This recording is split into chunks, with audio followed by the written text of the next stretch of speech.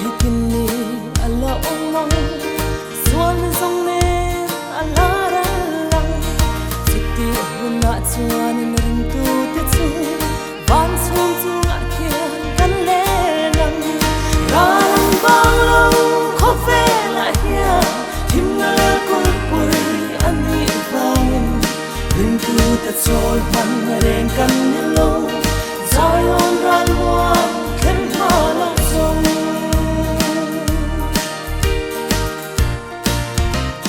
Mitlak na ram he kho vela ya Zion chung chung tha theng me ke tu po in suaring du apian tem Zatua num na lom na an chang ngang ran bang lo kho vela ya Him na lan kul pui ani vang ring tu ta chol van ren kan nim lo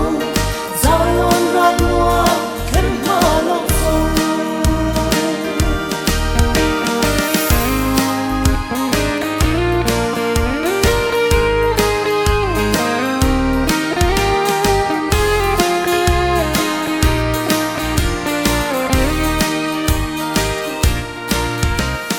Tin tin ti e le a ong le rang na wen chu a theng me ke swal thi loya mut nu har ru satuan ko len hun na nai ta e ran bang lo